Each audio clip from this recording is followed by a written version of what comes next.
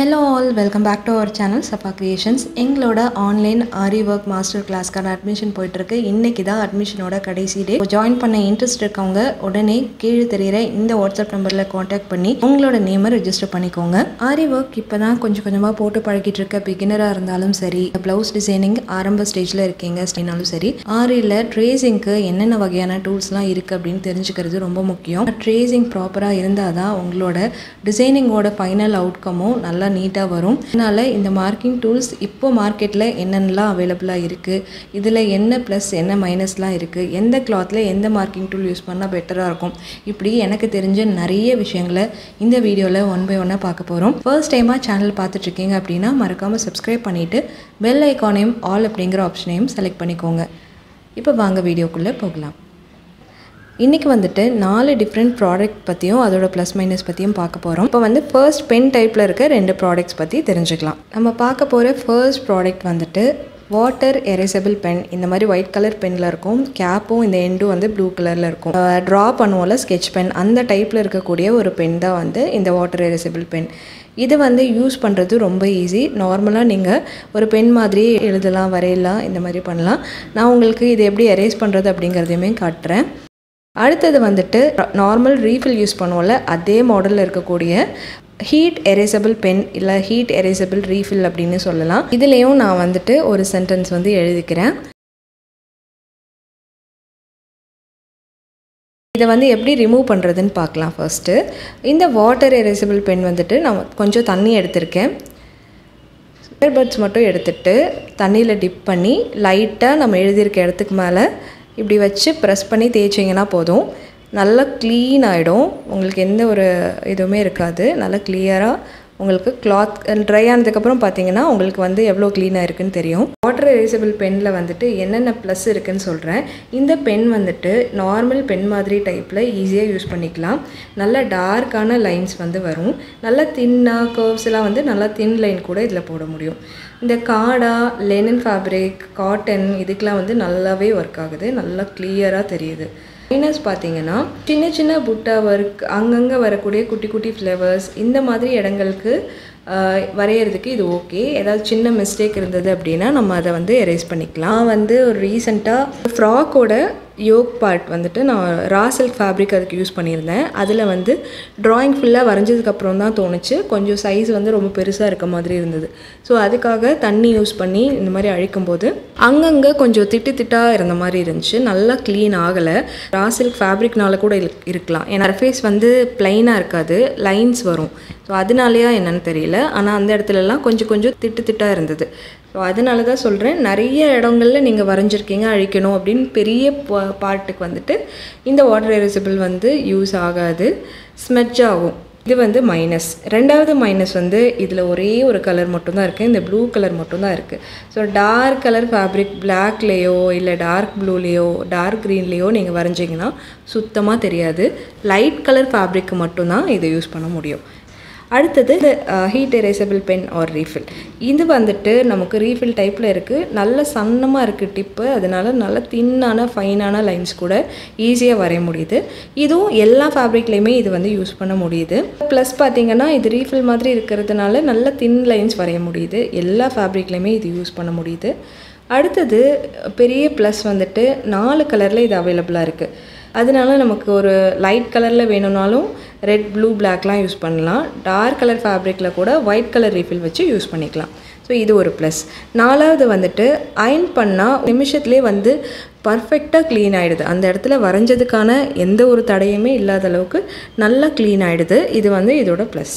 Heat erasable பென்னோட minus பார்க்கலாம். Lines வந்து ரொம்ப டார்க்காக தெரியல. நம்ம இதுக்கு முன்னாடி பார்த்த அந்த வாட்டர் எரேசபிள் பென் அளவுக்கு டார்க் லைன்ஸ் இதில் வராது. கொஞ்சம் மைல்டான லைன்ஸ் தான் வரும். கேப் போட்டு வைக்க மறந்துட்டிங்க அப்படின்னா ட்ரை ஆகிடும், மறுபடியும் நம்மளால் யூஸ் பண்ண முடியாது. 3வது மைனஸ் பார்த்திங்கன்னா கொஞ்சம் அயர்ன் பண்ணுறதுக்கு லேசியாக ஃபீல் பண்ணுறவங்க, இத்தினோண்டு பிளேஸ் வந்து எரேஸ் பண்ணுறதுக்கு நம்ம அயர்ன் பாக்ஸ் எடுத்து யூஸ் பண்ணுறதுக்கு கொஞ்சம் சில பேருக்கு கஷ்டமாக இருக்கலாம். ஸோ இது மட்டும்தான் இதில் இருக்கிற மைனஸ். 3வது கிளாஸ் மார்க்கிங் பென்சில். அப்சராவோட கிளாஸ் மார்க்கிங் பென்சில். இது ஏற்கனவே நிறைய பேருக்கு தெரிஞ்சிருக்கலாம். இதோட ப்ளஸ் என்னென்னு பார்த்தீங்கன்னா இது பென்சில் டைப்பில் இருக்குது, ரொம்ப ஈஸியாக அவைலபிளாக இருக்குது. ரெண்டாவது வந்துட்டு நிறைய கலர்ஸ் அவைலபிளாக இருக்குது. ரெட் இருக்குது, எல்லோ, க்ரீன், இந்த மாதிரி நிறைய கலர்ஸ் இருக்குது. நான் ஃபோட்டோ ஆட் பண்ணியிருக்கேன் பாருங்கள்.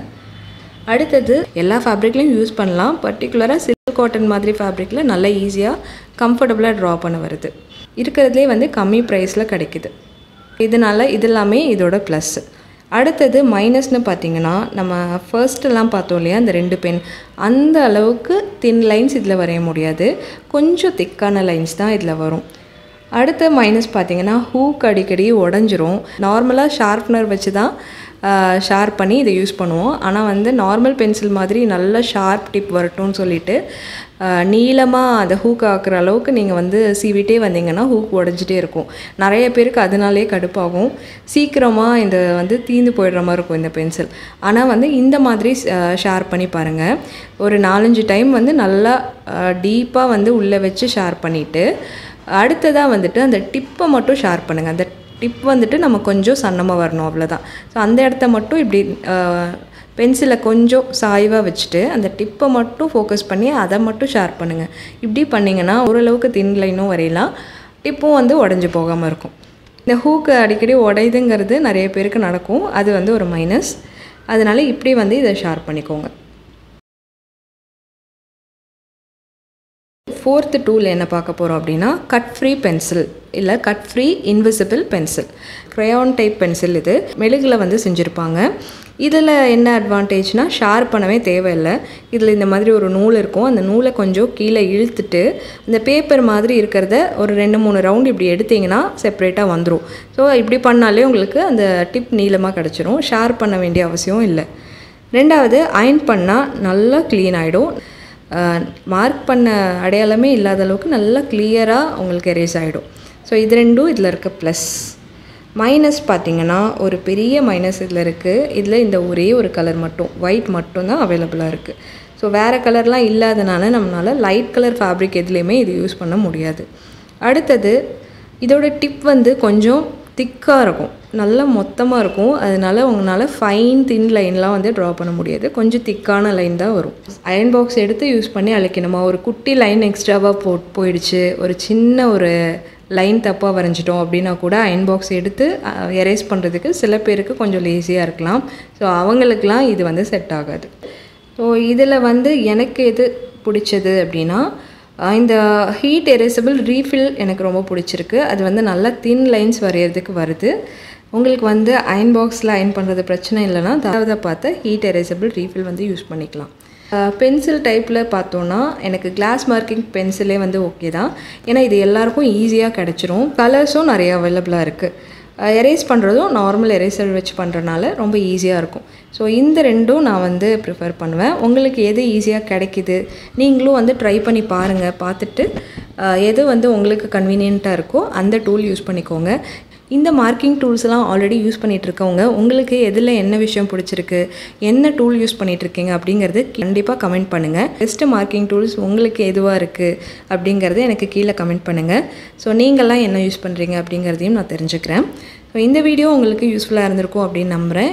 உங்களுக்கு வந்து இந்த வீடியோ பிடிச்சிருந்தா ஒரு லைக் பண்ணுங்கள். தொடர்ந்து aari work related tips and tricks, blouse designing இதெல்லாமே பார்க்கணும் அப்படின்னா நம்ம பேஜை மறக்காமல் ஃபாலோ பண்ணிக்கோங்க. தேங்க்யூ ஃபார் வாட்சிங்.